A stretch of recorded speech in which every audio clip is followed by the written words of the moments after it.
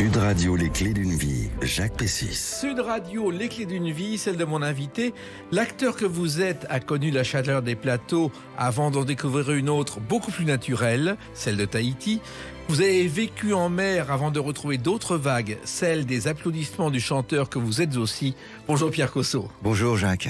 Alors, on connaît votre carrière et là on vous retrouve, vous venez de loin de Tahiti, pour la sortie d'un album Pour un monde meilleur qu'on va évoquer tout à l'heure. Ça, c'est le chanteur.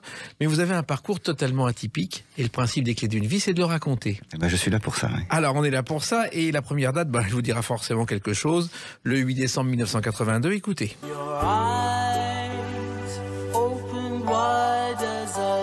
La boum 2, on ne peut pas y échapper. Oui, je dis toujours Jésus avait sa croix, moi j'ai la boum. En même temps, la chanson est devenue culte et le film est devenu culte.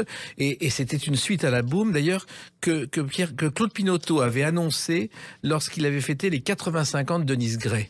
Vous avez connu Denise Gray? Bien sûr. Et vous savez qu'elle a démarré aux Folies Bergère comme couseuse en 1913. Elle cousait les robes en coulisses, elle regardait le spectacle. Un jour, il manquait une danseuse, elle est entrée sur scène. Ah, j'ignorais cette histoire. Alors, ce film, bien sûr, vous a marqué parce que ça a fait de vous une star. Ce film, il y a eu un casting incroyable au départ. Je crois qu'il y avait 800 personnes. Oui, il y avait 800 jeunes qui sont passés pour le rôle de Philippe Berthier. La directrice de casting s'appelait Françoise Ménidré. Oui. Elle me connaissait déjà en tant que photographe, parce qu'à l'époque j'étais photographe de mode, et puis de temps en temps je participais à des pubs, et elle avait dit à mon agent, non Pierre, c'est pas du tout le profil, c'est pas du tout ce qu'on cherche. Et puis à la fin elle dit, écoute, dis-lui de passer parce que on trouve pas. Voilà. Et moi j'ai débarqué dans les studios de la Gaumont sans savoir du tout ce que c'était que la boum, parce que la boum 1, je l'avais pas vue. Je me souvenais d'une affiche un peu nulle avec des personnages dans des bulles avenue des Champs-Élysées. Et donc, j'avais absolument pas conscience de l'importance de ce casting. Donc, je me souviens que j'ai fait rire tout le monde. Je suis vraiment pas pris au sérieux. Et une semaine après, on m'a dit que c'était moi. Voilà. Et alors, ils avaient pensé à quelqu'un d'autre qui était totalement inconnu à l'époque, qui avait tourné dans Coup de Sirocco, c'était Patrick Bruel. Patrick Bruel, oui, que je connais bien. Et ça s'est pas fait. Oui, ça s'est pas fait, apparemment, oui.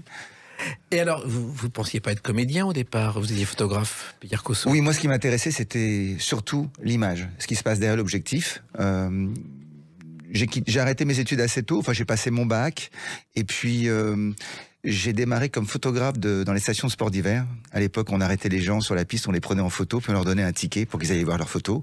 Donc j'ai appris à travailler très vite la photo, sans cellule. Donc j'arrivais à estimer l'ouverture comme ça, instinctivement. Et puis un jour, on m'a proposé de faire un défilé de mode, et j'ai rencontré les mannequins, ce monde-là.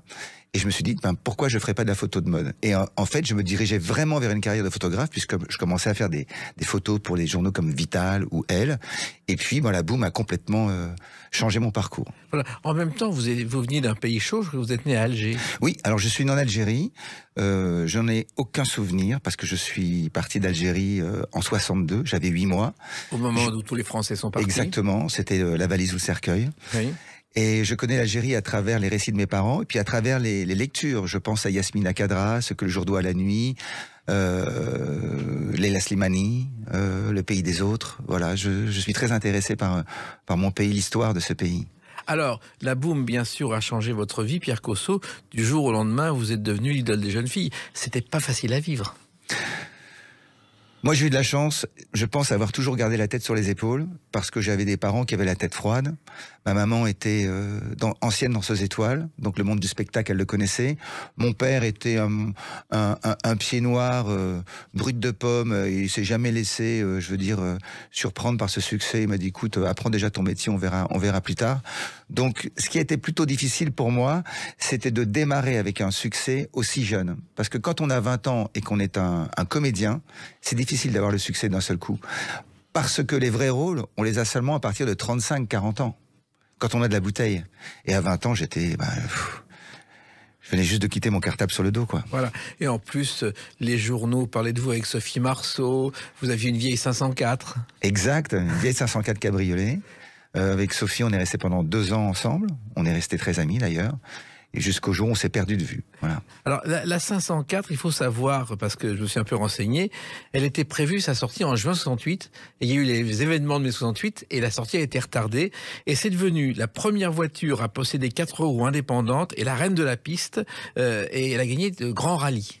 Ah, je l'ignorais. Voilà, je l'ignorais. Ah oui, je l'ignorais. Une voiture étonnante qui a séduit beaucoup de gens. On en a vendu plusieurs millions. Alors, en fait, la boum, c'est pas vos débuts. Parce qu'on vous voit dans un film qui s'appelle Beau-père, je crois, Pierre Cosso. Ah oui, vous êtes bien renseigné, Jacques. Oui, oui. Bah, je crois que c'est ma première apparition au cinéma. On m'appelle un jour pour me proposer de faire une silhouette dans un film avec Patrick Devers, qui s'appelle Beau-père, mis en scène par Bertrand Blier. Donc je suis arrivé sur ce tournage. J'ai rencontré Patrick Devers, j'ai rencontré Ariel Bess, la comédienne, et donc ça a été mes premières prises de vue, effectivement. Et vous étiez arrivé comme ça, on vous avez appelé parce que vous faisiez de la figuration, du casting Alors j'ignore totalement. Un jour, on m'a passé un coup de fil, on m'a dit rendez-vous demain matin au Café des Trois Obus à 8h, tu es engagé sur un tournage. Je dis bon, d'accord. Je ne sais même pas qui m'a appelé. Ça m'a donné l'occasion de rencontrer Fiona Gélin, qui avait été également victime de ce coup de fil. Et donc, on était toute une bande de jeunes à venir dans cette maison. Et pour la petite histoire, la nuit, j'avais rêvé de cette maison. Et quand je suis arrivé devant ce pavillon en dehors de Paris, c'était du côté de Versailles, j'ai dit mais j'ai rêvé de cette maison. Quand on rentre, il y a un grand piano blanc sur la droite avec un escalier en colimaçon qui monte. Et en fait, je me souviens très bien de ce tournage parce que j'avais fait un rêve prémonitoire. C'est extraordinaire. Et il y a aussi quelque chose qui s'appelle Le Grand Fossé, un téléfilm sur l'histoire du Congrès de Tours en 1920. Incroyable. Qui entraîna la naissance du Parti communiste après la scission avec les socialistes. Et vous êtes aussi, c'est un dossier de l'écran. Exact. Vous êtes vraiment bien renseigné. Alors ça, c'était même avant Beau-père, je crois. Oui, juste avant. J'ai tourné dans un film de Yves Ciampi. Exactement. Yves Ciampi.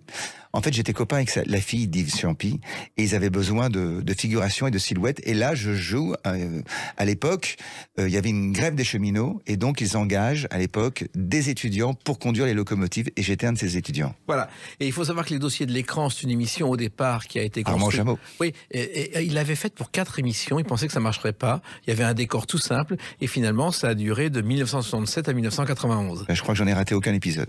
Vous n'êtes pas le seul. Alors, le problème ensuite, c'est de effectivement trouver d'autres rôles. Et je crois qu'il y a une chose qui a bien marché pour vous, ce sont les téléfilms, les séries d'été comme Les Cœurs Brûlés ou Les Yeux d'Hélène, Pierre Cosso. Oui, il faut savoir qu'après la boum, j'ai surtout fait une carrière en Italie, où j'ai tourné beaucoup de films là-bas. On va en parler d'ailleurs. Oui, tout à voilà. l'heure. Et en fait, il s'est passé...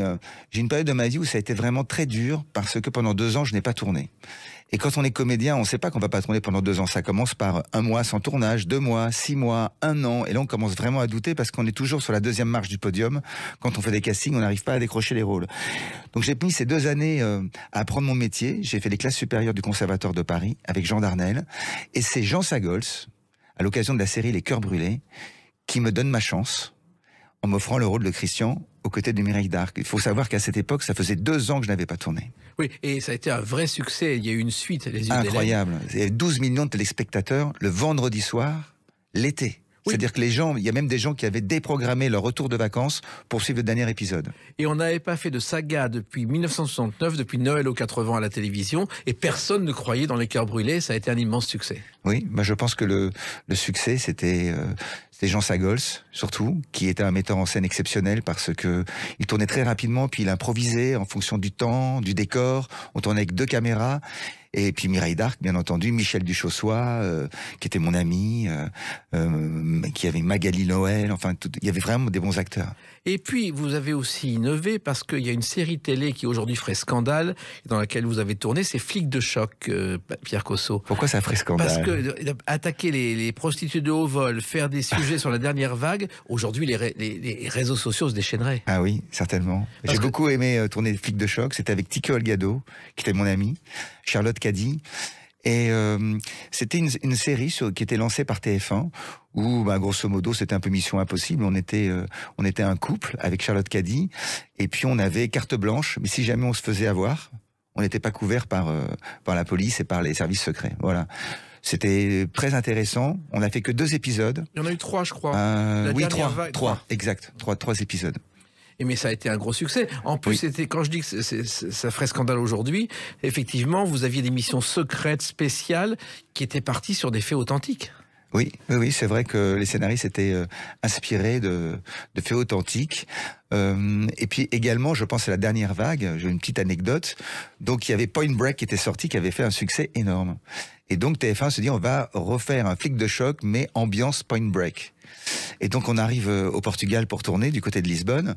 Et puis moi je vois des vagues magnifiques et je dis au metteur en scène, mais il faudrait peut-être tourner parce qu'il y a des vagues. Mais t'inquiète pas, il y a toujours des vagues. Finalement, on a tourné toutes les scènes d'intérieur. Et quand on a commencé à tourner les scènes de mer, et ben les vagues elles faisaient 50 cm. Voilà. Donc voilà, avec les effets spéciaux, on fait des choses incroyables, mais voilà, il faut savoir une chose, c'est qu'il faut savoir surfer la vague. Il faut la prendre quand elle arrive. Il faut pas attendre trop longtemps parce que sinon la vague descend. Et c'est une belle métaphore de la vie. Il faut savoir prendre la vague. Et puis il y a aussi une chose importante, c'est qu'à l'époque, il n'y avait pas encore toutes les séries. Bon, il y avait Navarro, mais il n'y avait pas toutes les séries de flics. Vous avez été aussi un pionnier, Pierre Cosso. Oui, effectivement. Flic de choc. J'ai participé également à Cordier, jugé flic, il devait tourner le dernier épisode, ça marchait pas du tout. Et en fait, on a tourné un épisode avec Clovis Cornillac, on a relancé la série pour plusieurs années. Et ça a marché comme ça. Et Tiki Olgado, on l'a un peu oublié, mais il avait été le secrétaire de Claude François et de Johnny Hallyday avant de devenir comédien. Très bon comédien. On l'a vu dans des films comme Itinéraire d'un enfant gâté, par exemple, avec Josiane Balasco. Gazon maudit, voilà, mais c'était un mec fabuleux, vraiment. J'y pense souvent parce que c'était la joie de vivre. Et malheureusement, il est parti. Il avait un vice, c'était la cigarette. Et j'espère que son exemple profitera à beaucoup de monde. Je l'espère aussi. Alors ça, c'était le cinéma. Puis il y a d'autres choses qui se sont passées. Il y a une date importante pour vous, c'est le 7 mai 2002. On en parle tout de suite sur Sud Radio avec Pierre Cosso. Sud Radio, les clés d'une vie, Jacques Pessis. Sud Radio, les clés d'une vie, mon invité Pierre Cosso. Nous parlerons tout à l'heure de cet album Pour un monde meilleur, ce dont on rêve tous. Et on revient à une date importante, c'est le 7 mai 2002. C'est la Nuit des Molières à Marigny. Et la comédie de l'année, le prix de Molière de l'année pour la comédie, c'est Ladies Night. Ladies Night, inspiré du film Les Full Monty. Les Monty Python, oui, les Full Monty. Voilà, c'est ça. Et c'est une soirée présidée par Robert Hossein. Il y avait quand même Joyeuse Pâques qui était nommé. Il y avait Monsieur Chache qui était un spectacle délirant de Chevalier Las Palais. Et c'est Ladies Night qui remporte le prix ce soir-là.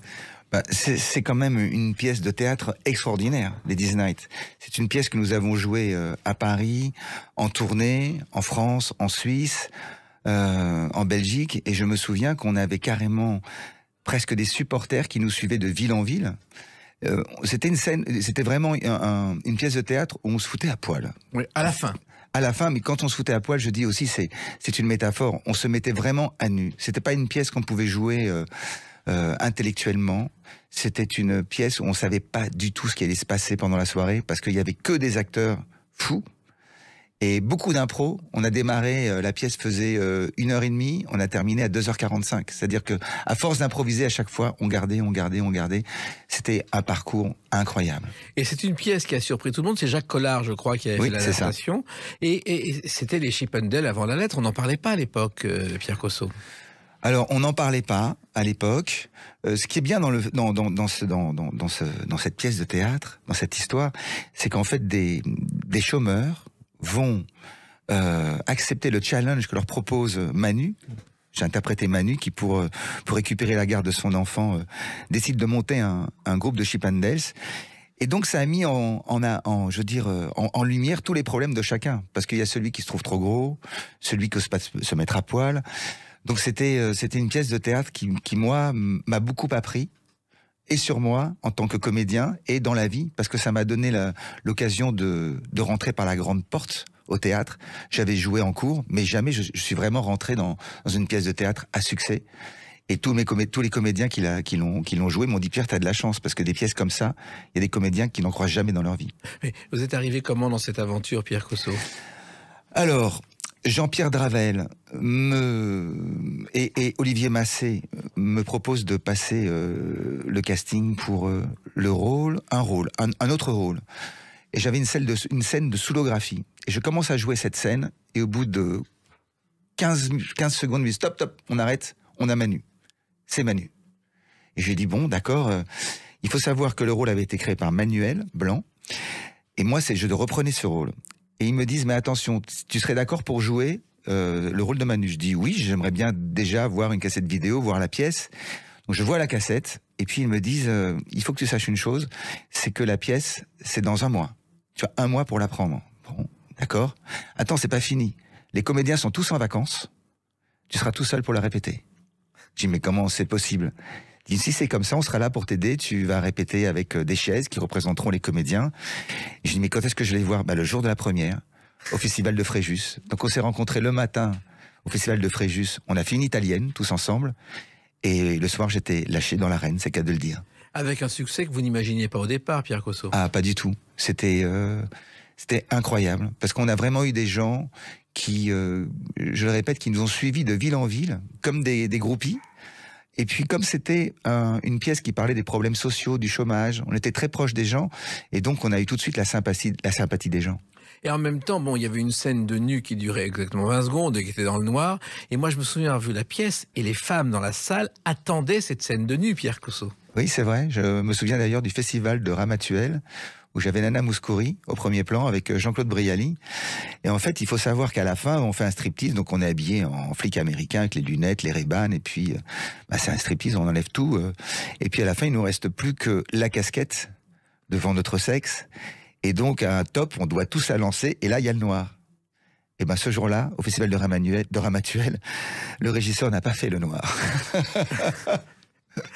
Donc, j'ai vu les grands yeux écarquillés de Nana Mouskouri. Voilà. Et on vous a lancé des coussins sur scène qui ont permis de cacher... Voilà, beaucoup de coussins.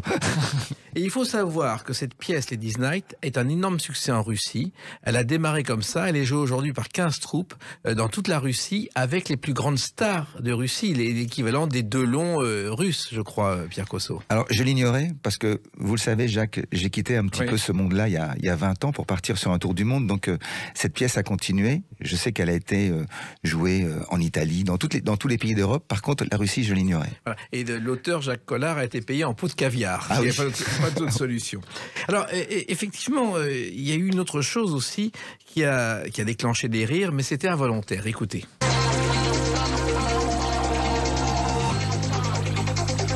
Surprise, surprise. Vous avez un jour été victime de surprise, surprise. On vous a accusé, Pierre Cosso, d'être cambrioleur. Ah oui. Ça, quand on voit les images, vous êtes fou de rage. Oui, alors il faut que je revienne en arrière, parce que alors moi j'ai tendance à vivre au présent, donc là je fais un flashback en arrière. Oui, je suis piégé dans surprise par l'équipe, et effectivement on me demande d'aider, je crois, à déménager un appartement, et en fait la surprise c'est qu'en fait... celui qui m'a demandé de déménager l'appartement, c'est le cambrioleur. Voilà. Et ça fait rire beaucoup de gens. C'est une séquence culte de la télévision. Ah, je l'ignorais. Ouais. Alors, l'Italie, justement, on en a parlé. L'Italie, vous avez été une star en France et vous êtes devenu une star incroyable en Italie. Je crois qu'il y a eu Cinderella, Windsurf, mes 40 premières années. Il y a eu Danse avec les stars en Italie. C'est incroyable ce qui s'est passé. Le public italien est un public très fidèle. Il se trouve que La Boum a fait un succès énorme, surtout La Boum 2, en Italie. Et ça m'a permis d'avoir un agent qui apparemment s'est mieux occupé de ma carrière que mon agent français, qui s'appelait Georges Baume à l'époque, qui était également l'agent d'Anthony Delon. Et d'Alain Delon au départ. Et d'Alain Delon. Et l'associé d'Alain Delon. Et l'associé d'Alain Delon. Et tout le monde m'a dit à l'époque de La Boum, écoute, tu es le nouveau Alain Delon, prends l'agent d'Alain Delon. J'ai dit, alors j'ai pris l'agent d'Alain Delon. Il se trouve qu'il était également le parrain d'Anthony. Et je pense que Georges, un peu comme avec Marc Porel, à l'époque de Delon, m'a envoyé tourner en Italie.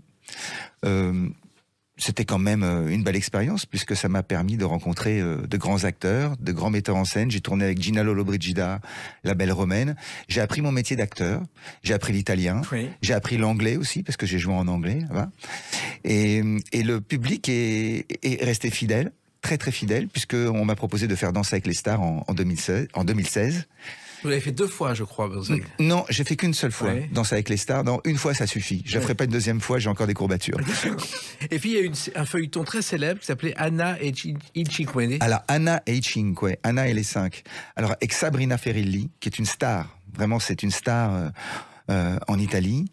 La première saison, c'était 8 épisodes de 90 minutes, a été vraiment un succès, mais phénoménal, qui nous a donné la chance de faire la suite, 2 ans plus tard. Donc moi je jouais le rôle d'un père veuf, père de 6 enfants, qui prenait à son service une nounou qui, la nuit, travaillaient comme stripteaseuses et la journée travaillaient comme nounou. Voilà. Et c'est un tel succès qu'aujourd'hui encore, en Italie, on vous connaît, on vous appelle Pierre Cosso.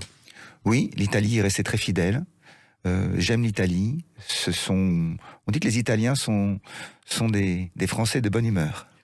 Et je ne connais qu'une star française qui a été très demandée en Italie, à part vous, c'est Francis Blanche.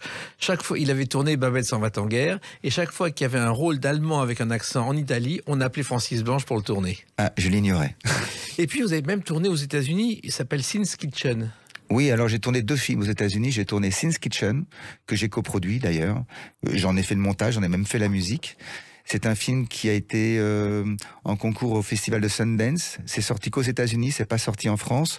Ce qui est sorti en France et qui a fait un succès énorme aux États-Unis, c'est Le Loup-garou de Paris, An American Werewolf in Paris, de Anthony Waller. Et ce film, pour moi, ça a été une des plus belles expériences, parce que pour une fois, on ne m'a pas confié un rôle de beau gosse, amoureux, romantique, mais je jouais le rôle d'un skinhead, oui. Un rôle de méchant. Et ça a été pour moi quelque part un accomplissement, puisque beaucoup de gens ont vu ce film et m'ont même pas reconnu. Et c'était la suite, il y avait eu 2 films sur le loup-garou, c'était le 2e film. Oui, il y a le Loup-garou de Londres et ensuite... Le Loup-garou de Paris. Voilà, exactement. Mais ce sont des choses qui vous marquent parce que finalement, on vous a cantonné à ce rôle de beau gosse alors que vous aviez envie de faire beaucoup d'autres choses.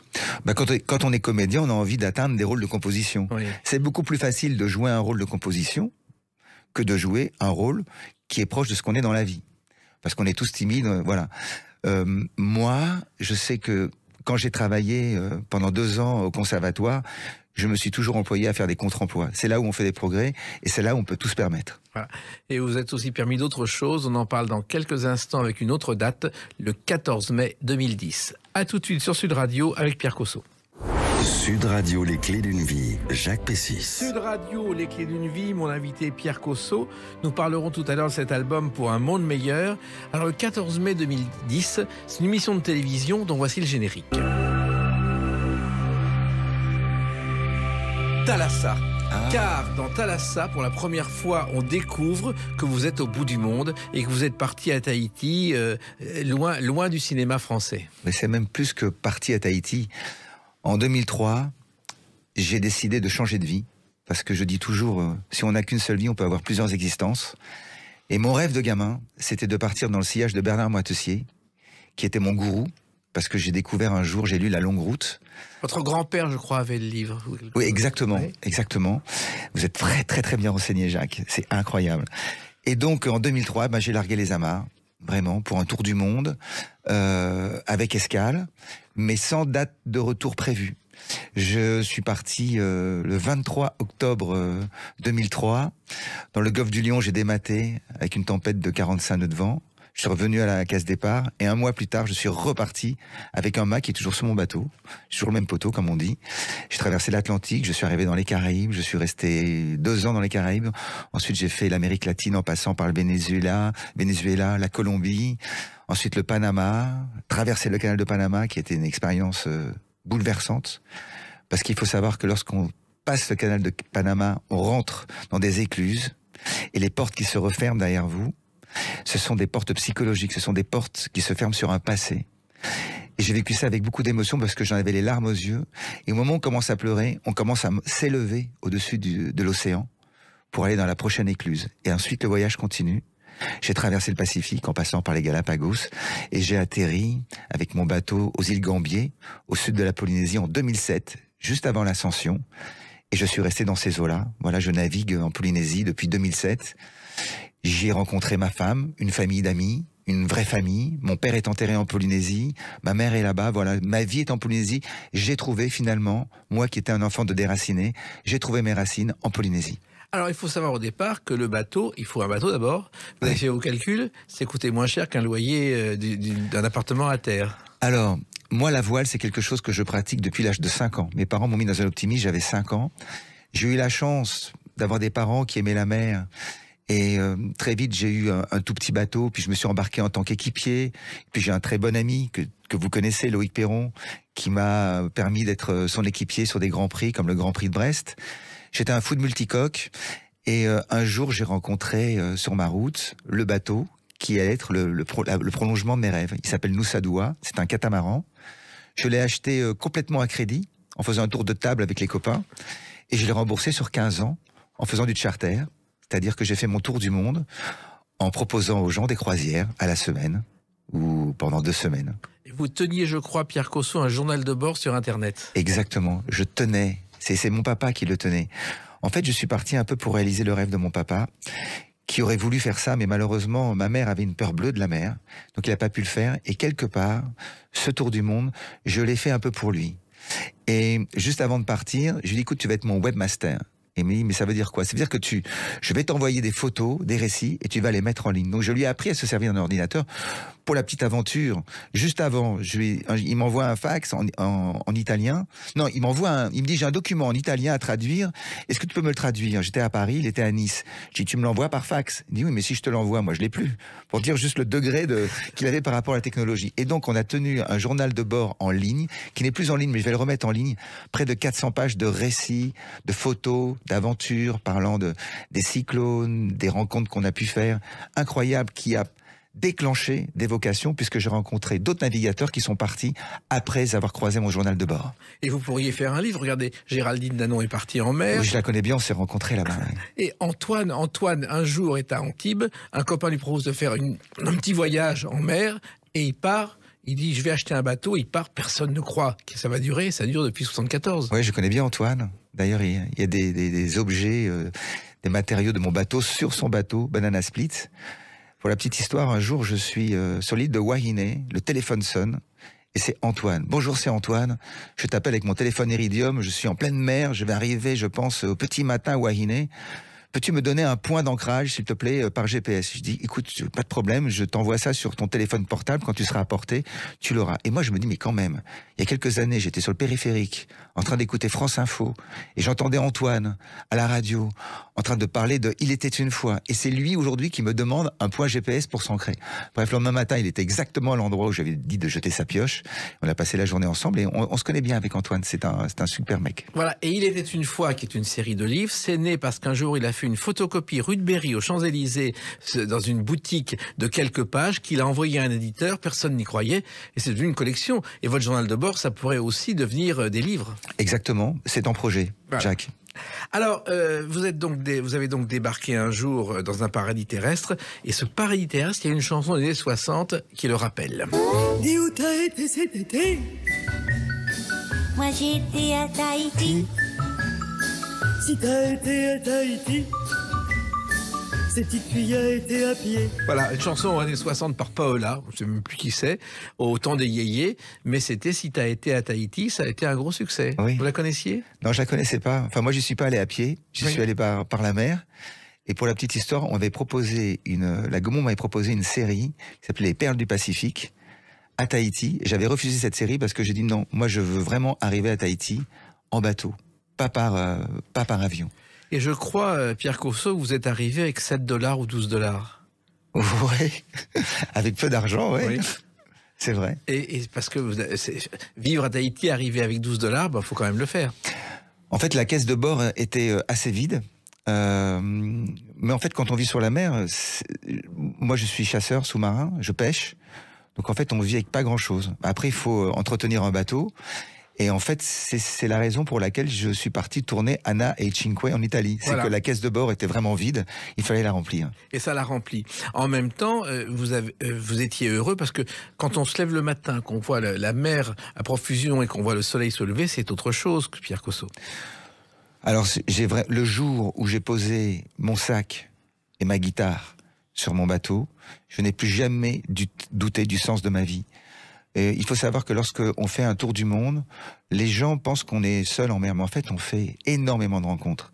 Il y a une chose fabuleuse sur la mer, c'est quand on rencontre d'autres navigateurs, qu'ils soient en couple, qu'ils soient en solitaire, quelle que soit leur nationalité, il y a une question qui n'arrive pas. C'est une question qu'on pose sur terre et qu'on ne pose pas sur mer. C'est qu'est-ce que tu fais dans la vie? La question, c'est d'où viens-tu? Où vas-tu? Combien de temps restes-tu? Vas-y, raconte. Donc c'est vraiment...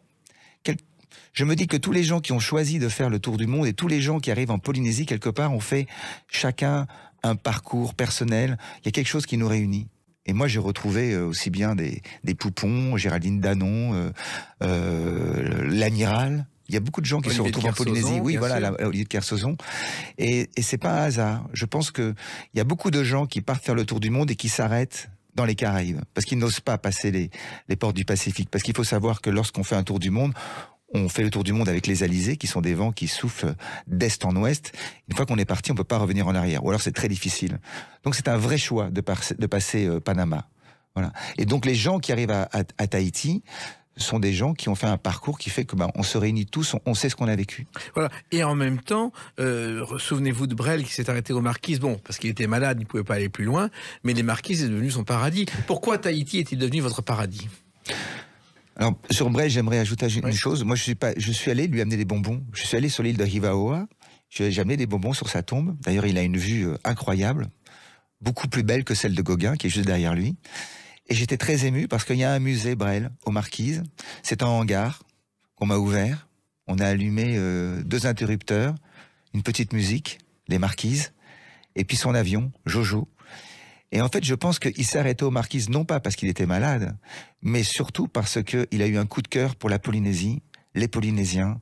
Alors, les Polynésiens, c'est les gens des Tuamotu, c'est les gens des îles sous le vent, les gens des îles du vent, les Marquisiens. Le peuple polynésien est un peuple très ouvert, est un peuple qui a une autre notion de l'espace-temps. Et c'est quelque chose qui correspond complètement à ce que je suis.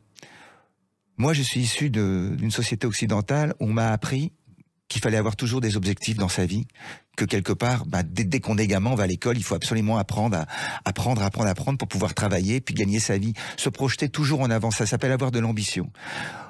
En Polynésie, on vit le moment présent. Il faut dire que le moment présent est tellement riche parce que les valeurs de la nature, de la mer, de la famille, toutes ces valeurs sont là.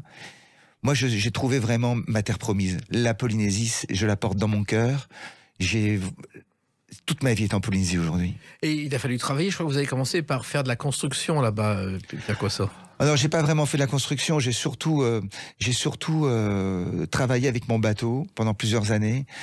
J'avais fidélisé une clientèle qui sont devenus des amis, qui ont fait une partie du tour du monde avec moi, et j'organisais des croisières. Après les constructions, j'ai toujours aidé tout le monde pour faire des constructions, voilà. Donc je suis très bricoleur. Quand on vit sur un bateau, on fait de la plomberie, on fait de la menuiserie, on fait de la stratification, on fait de la couture. Et vous n'avez pas totalement oublié votre métier, Pierre Cosso, écoutez.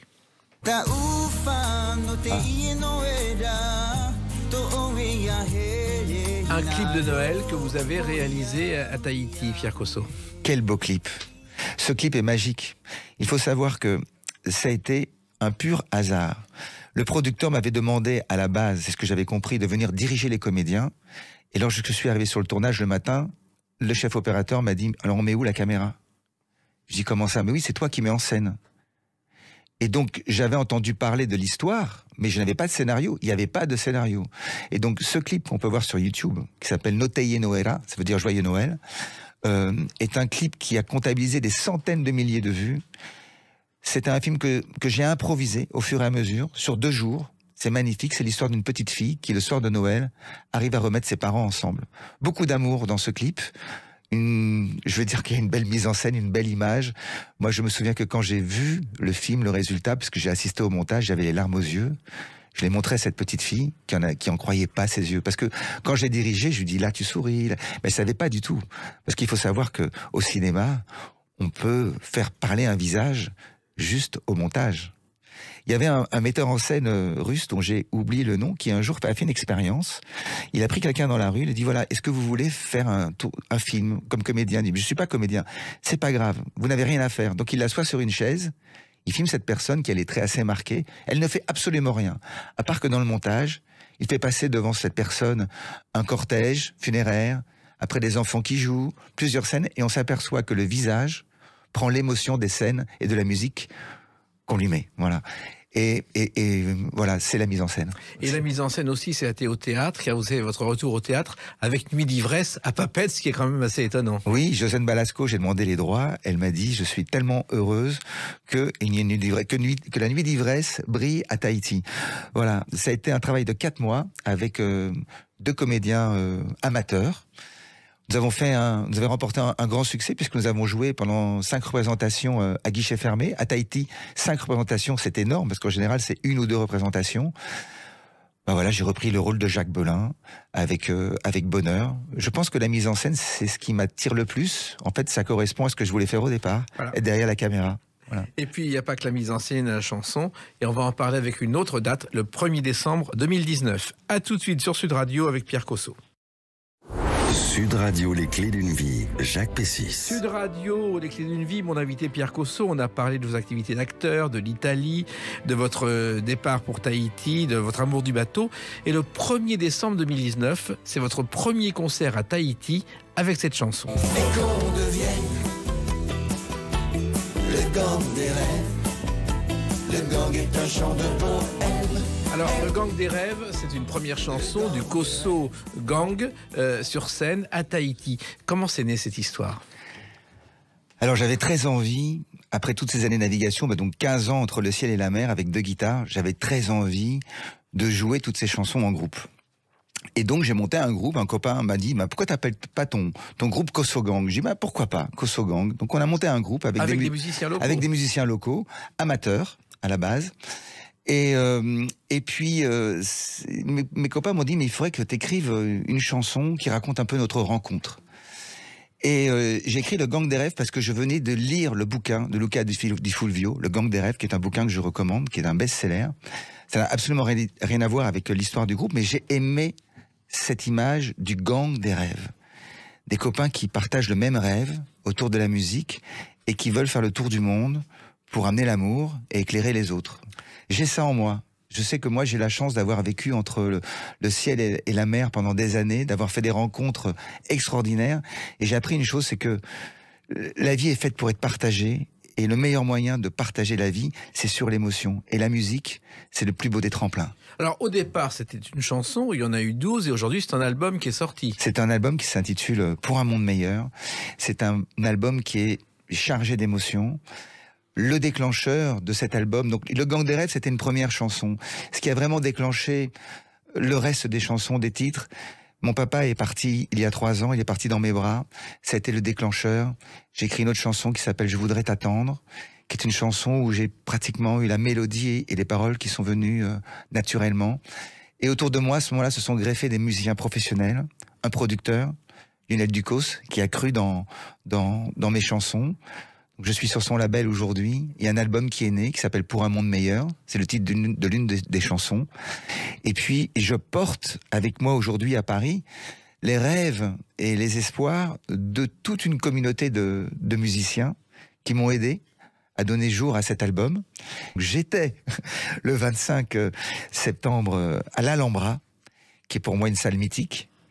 Même s'il a déménagé entre-temps, il y a quand même des artistes comme Jacques Brel, ça a un sens pour moi, qui a démarré là. Et donc pour moi, je me suis aperçu que finalement j'étais heureux sur les planches de mon bateau, mais je suis également heureux sur les planches d'une scène, et surtout avec un micro, une guitare, de l'émotion et des mélodies. Oui, et ça remonte pas à hier, mais plutôt à avant-hier, parce que dans les archives, il y a quand même une autre chanson de Pierre Cosso. Oh.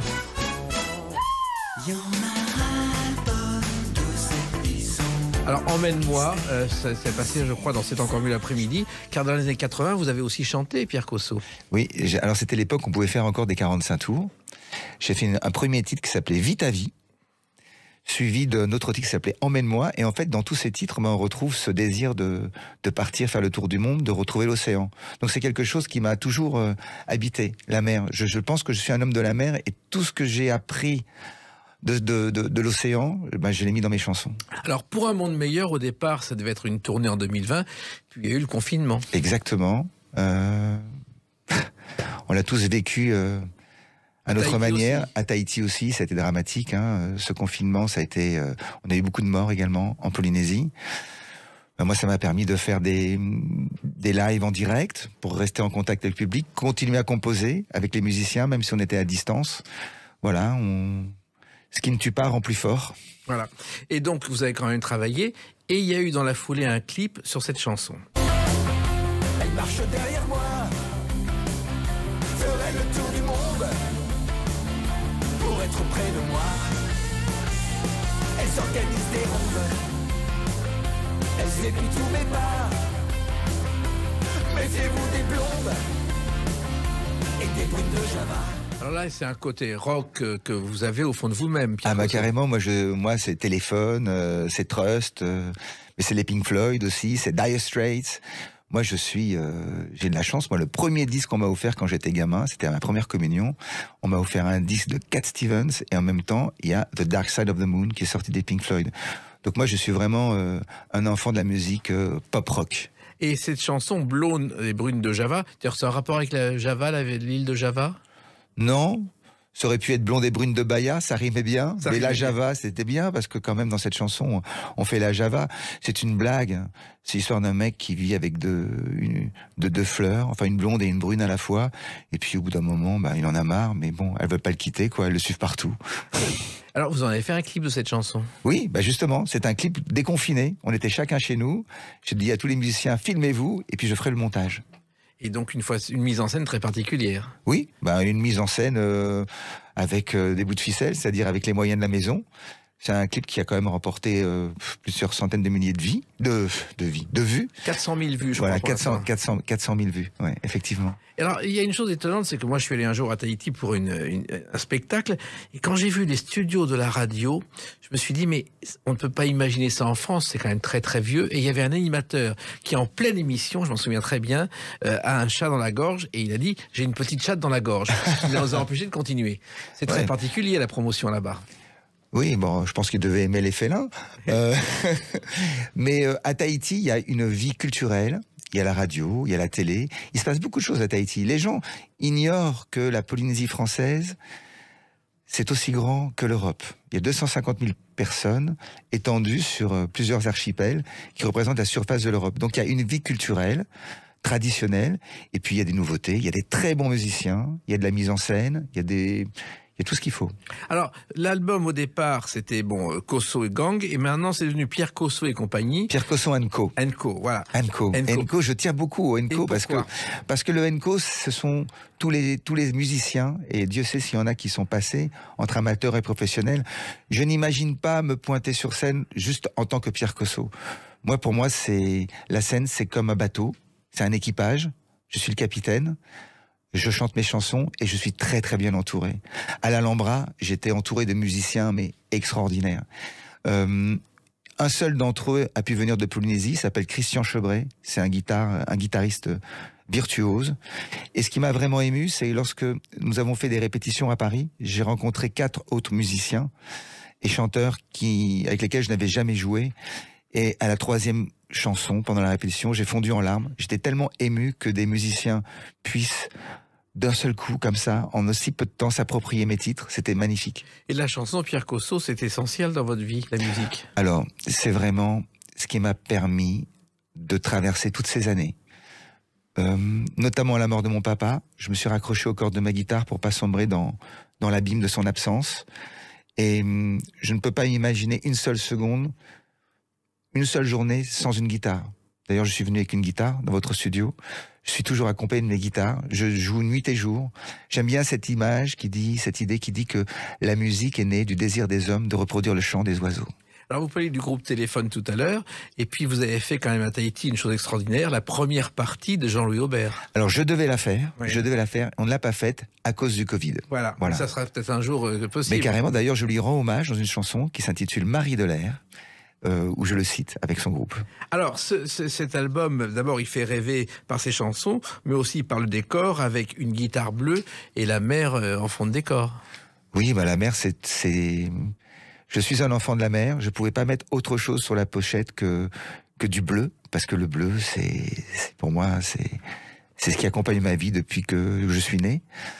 Et cet album, c'est pour moi, j'espère qu'il y en aura d'autres, mais celui-là, il est particulier, parce que il est chargé d'amour. Quand je dis il est chargé d'amour, ce sont pas seulement mes chansons, mais tous les gens qui ont participé à cet album.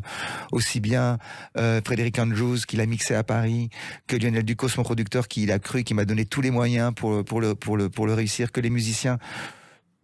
C'est une preuve d'amour. Il s'intitule Pour un monde meilleur, c'est pas pour rien. Moi, je crois dans un monde meilleur.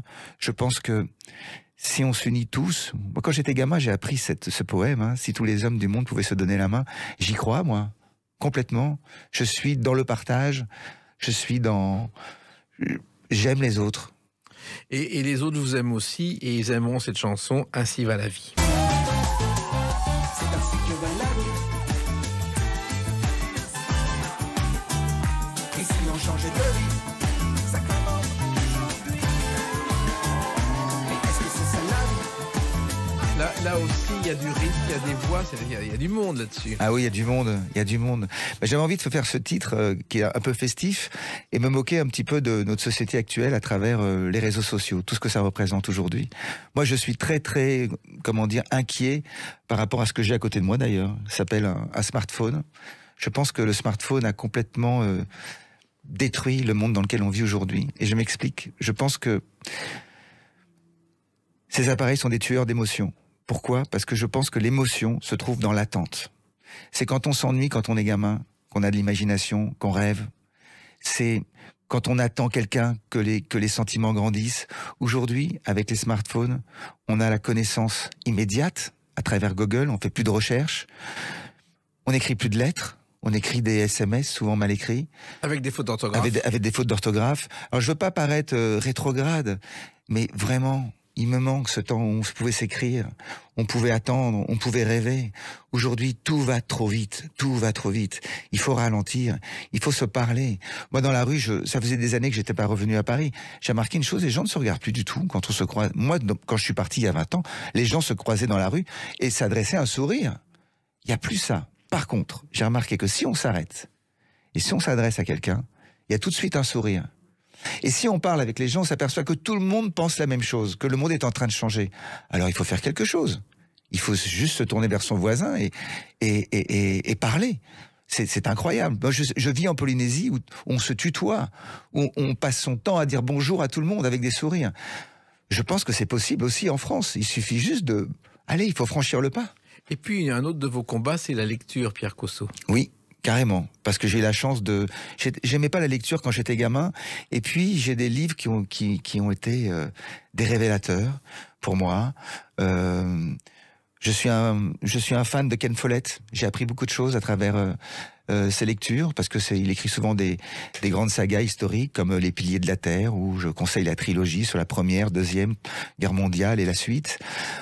J'adore lire, et j'essaye de convaincre les gens de lire. J'ai mon voisin à Tahiti, Ludo, qui n'a jamais lu un livre de sa vie.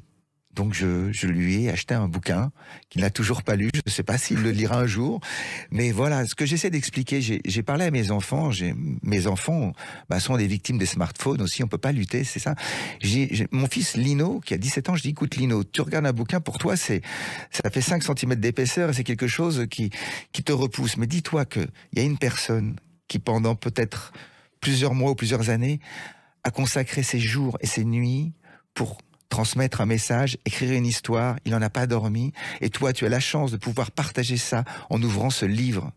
Voilà, ça doit commencer par là, le partage, par la lecture. Alors un autre combat, c'est celui que vous racontez en chanson avec Moana. Maintenant ne regarde surtout pas en arrière. Ils l'ont vu partir vers d'autres frontières. Ils l'ont vu sourire là-bas en s'éloignant. Il y a au moins des mélodies dans ces chansons, avec en dehors de l'histoire. Merci Jacques. C'est si rare.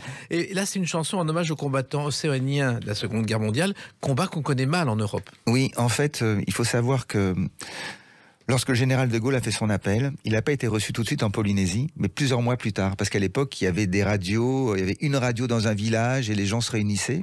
Et donc, il y a 300 Océaniens qui ont répondu à l'appel du général de Gaulle et qui se sont engagés dans les forces, dans tous les théâtres d'opération.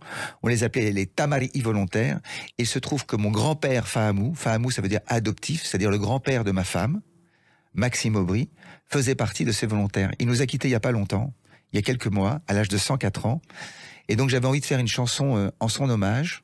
Et donc ça raconte l'histoire d'un jeune Pomotou, habitant des Tuamotu, qui s'appelle Moana, qui a un rêve, c'est de voler un jour dans un avion. Et son père lui conseille de s'engager dans l'armée.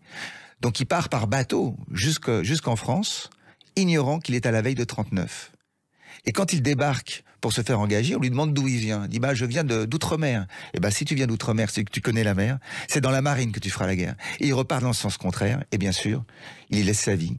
Alors moi, j'ai écrit cette chanson, qui s'appelle Moana, qui a été une chanson qui a ému énormément de Polynésiens, des jeunes aussi, parce que des jeunes ignoraient en Polynésie que leurs anciens s'étaient battus pour les couleurs de la liberté.